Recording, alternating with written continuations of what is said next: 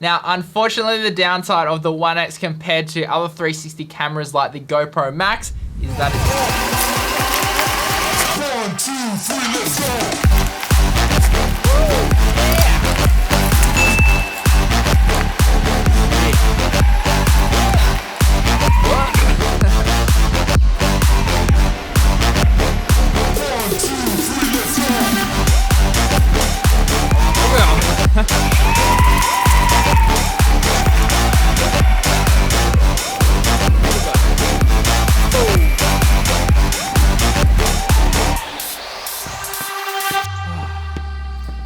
So 360 cameras are a little bit of a weird one. Some love them and some absolutely hate them. But it's safe to say that Insta360 has completely taken over the market, and the ONE X is the first camera to completely change my mind about 360. The ONE X is Insta360's 5th consumer 360 camera, boasting a 5.7K 360-degree image at 30 frames a second, and what is hands down one of the best stabilization algorithms on the market, which they call flow state. It can shoot HDR video, records up to 60 minutes non-stop on one battery, can shoot up to 100 frames per second, and only weighs 115 grams. Now, typically when you show someone 360 footage, they are beyond confused and do not understand what the heck is going on. But the basics of a 360 camera are that they generally have 2 lenses on either side of the body, both capturing over 180 degrees on either side. The Insta360 ONE X captures 200 degrees from each lens, allowing about a 10-degree overlap on every side. And because of this, you end up with an image that captures absolutely everything, allowing for limitless creativity. The big problem with this, however, is that because it captures everything, there's nowhere to hide in the frame anymore. But it makes it super easy to get third-person perspective of yourself without needing a second camera operator to shoot for you. The ONE X captures video at 5.7K, but once you choose your field of view, you end up with more like 2.7K or 1080p. But having the flexibility to capture literally everything and then reframe after the fact, or to create multiple camera angles from the one camera, is something that every creator wishes they had. Now, the kind of shots you can get with 360 cameras range from just standard to downright whack, especially when you turn on that tiny world effect. It starts getting pretty funky. My absolute favorite shot would have to be when you're using the invisible selfie stick and you hold it above your head, and it kind of looks like this drone's chasing you and perfectly tracking you everywhere. When I first posted this kind of shot, I had so many people ask me like, how did you get the drone to track you so well? Or how was this done? Or what was this shot on? And the main reason you are able to capture shots like this is because of this invisible selfie stick, but more on that later. Now, hands down, the most impressive feature of the ONE X would have to be that 6-axis stabilization. I didn't believe how good it was until I saw it, and it is something else. Now, typically when you apply stabilization to a video, the frame actually crops in so it has extra room for the frame to move to stabilize that clip. But with a 360 camera, because you're capturing everything, there is essentially unlimited data to reference, and it doesn't need to crop in to stabilize because it just keeps moving the frame wherever it needs to go. And this allows the ONE X to keep shots almost perfectly stable, even if you're waving around like a madman. And by far the weirdest thing is that even if you twist it like this, it'll keep it perfectly tracked on whatever you're looking at. How crazy is that? Now, when we do this, we do start to notice the stitch lines, and for the most part, they are very good. It's only when you start getting too close to the camera that things start to get a little bit funky. But as long as we don't get too close to the camera, the stitch line is barely noticeable. And I believe that is because of the design. Insta360 have made the ONE X pretty dang thin, and because of that, the lenses are closer together so you can get a cleaner stitch. Now, because there is a gap between the two lenses, this is how the invisible selfie stick can actually exist. Insta360 have designed it so it's no thicker than the actual body itself, therefore erasing it from the image completely. And this is exactly how I was able to get those third-person perspectives of myself without being able to see how I'm actually holding the camera. Although if you do look closely, you can see a tiny bit of the stick in my hand. The main body isn't much thicker than an iPhone, and it's easy enough to just quickly throw in your pocket. The big downside, however, with 360 cameras is you have to be extremely careful with the lenses because if you scratch one, it essentially renders the camera useless. And since it has a camera on both sides, you can't just lay it down because you just scratch the lens. So you always have to be putting a case on it at all times. At first, this did get annoying because I'm used to just literally like throwing my cameras around. But after scratching one of the lenses, I make sure that whenever I'm not using it, I always have the cover on. Whatever you do, do not leave it standing up outside on a windy day on a concrete surface.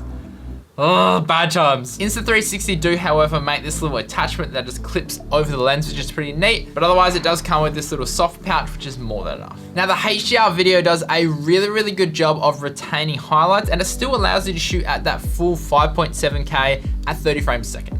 However, Insta360 does warn that the stabilization may be affected, so to use it in more static scenes. Bullet time is another feature that is unique to the Insta360 cameras, and what it does is it basically allows you to shoot in that slow motion 100 frames a second, but it locks the angle directly inwards towards where you're holding the pole. And this allows you to get matrix-like shots like these kind of ones. Now for me, this feature is just a complete gimmick. I never use it at all. But if it's something you're into, then you'll absolutely love this. However, what I do use lots is the time-lapse feature. This is perfect if you want to do a static time-lapse or even a moving one. With the flow state stabilization, even if you are doing a moving time-lapse, it looks absolutely freaking amazing. Now, audio being captured on the Insta360 ONE X is actually not too bad. As long as it's not too windy. As soon as it gets windy, then you start getting wind noise like this, which isn't ideal at all. But they've also upgraded the Insta360 Studio to be able to remove some of that excess noise that you don't want to have in the background like this. It actually works pretty good. But if the audio is a bit too loud like this, then it is still going to have a hard time removing that sound from the background. The battery life is 60 minutes when shooting non-stop, so if you are planning to shoot a lot of stuff, then I would highly recommend getting a second battery. Plus, the spare batteries are relatively cheap anyway, and I always recommend having at least 2 batteries for any device you have. One thing I did notice though is that over time, the battery drains quite quickly. I'm not sure if it's just my camera, but if I leave it for a few weeks, generally when I go to turn it on, it's almost dead. So definitely keep this in mind if you are planning a trip. Just throw it on charge the night before to make sure that you've got a full charge ready to go. Now, one of the coolest features would have to be the Wi-Fi connectivity. Once you connect it to the app, you can change all your settings, you can start, stop recording, and you can get a perspective of what the shot is looking like. Once you're connected, you get a live feed of what the cameras are actually seeing, and you can even do some test reframing or jump into Tiny Planet mode to kind of see what the shot potentially could look like. Now, this is super handy for if you have an idea for a shot but you're not exactly sure where to put the camera to capture that perspective. You can just connect it to your phone, choose the field of view, put the camera in the right position, and you can see the exact angle that you need to capture.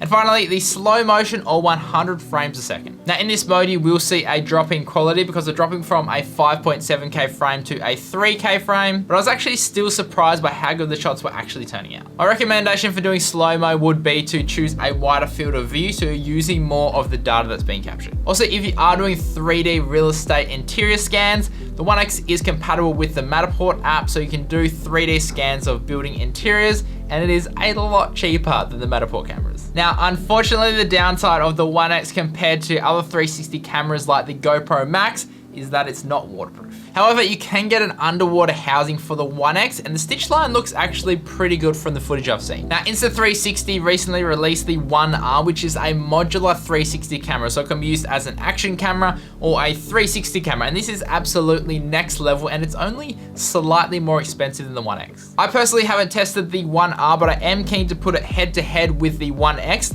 to see just how they perform. The specs are very similar, but it's also modular, so it could replace things like a GoPro as well, plus the fact that it's also waterproof. Now, personally for me, if I was gonna buy my first 360 camera today, I would spend a little bit of extra money and get the ONE R because of that modularity. But if you are just getting into 360 and you still want a camera that produces absolutely amazing images, but you don't want to spend as much, then picking up a clearance ONE X or a secondhand ONE X would be the way to go. So I hope that has helped you understand more about 360 cameras in general. If you did enjoy this video, then consider liking and subscribing. And if you want to find out more about the Insta360 ONE X or the ONE R, I'll leave some links down below. And as always, stay creative and just be you.